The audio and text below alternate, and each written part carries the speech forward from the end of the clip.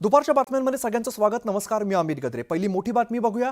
ठाकरेंचे शिवसेनेचे आमदार अनिल परब यांनी गृहराज्यमंत्री योगेश कदम यांच्यावरती गंभीर आरोप केलेले आहेत. मुंबईच्या कांदिवलीतील सावली बारचं परमिट योगेश कदम यांची आई ज्योती कदम यांच्या नावानं असल्याचा दावा अनिल परब यांनी शुक्रवारी विधानसभेत केलाय.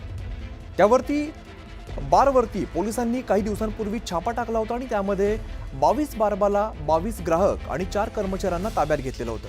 या कारवाईवरून गृहराज्यमंत्री योगेश कदम यांच्यावरती अनिल परब यांनी जोरदार निशाणा साधलाय. तर गृहराज्यमंत्री योगेश कदम यांनी पत्रकारांशी बोलताना हे सगळे आरोप फेटाळून लावले.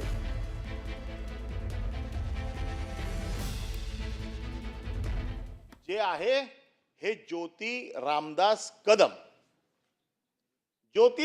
कदम माझ्या माहितीप्रमाणे गृहराज्यमंत्र्यांच्या मातोश्री आहेत.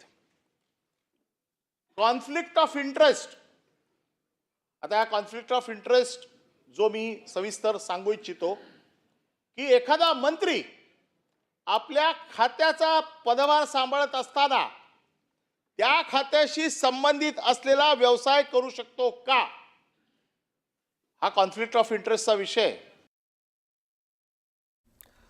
ठाकरेंचे शिवसेनेचे आमदार अनिल परब यांनी गृहराज्यमंत्री योगेश कदमांवरती अतिशय गंभीर आरोप केलेले आपण बघितले. मुंबईच्या कांदिवलीतील सावली बारचं परमिट जे आहे ते योगेश कदम यांच्या आई ज्योती कदम यांच्या नावानं असल्याचा दावा अनिल परबांनी केलेला होता. शुक्रवारी खरं तर ते विधान परिषदेमध्ये बोलत होते, त्यावेळेला त्यांनी आरोप केलेला होता.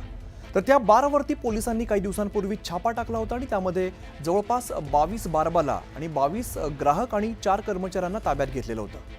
तर या सगळ्या कारवाईवरून गृहराज्यमंत्री योगेश कदम यांच्यावरती अनिल परबांनी जोरदार निशाणा साधलाय, हे आरोप केलेले आहेत. तर गृहराज्यमंत्री योगेश कदम मात्र यांनी पत्रकारांशी बोलताना हे जे सगळे आरोप आहेत ते फेटाळून लावलेले आहेत.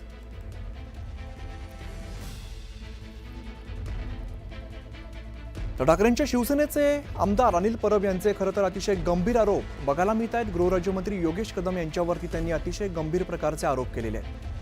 मुंबईच्या कांदिवलीमध्ये सावली बारचं जे परमिट आहे ते योगेश कदम यांच्या आई ज्योती कदम यांच्या नावानं असल्याचा दावा त्यांनी केलाय.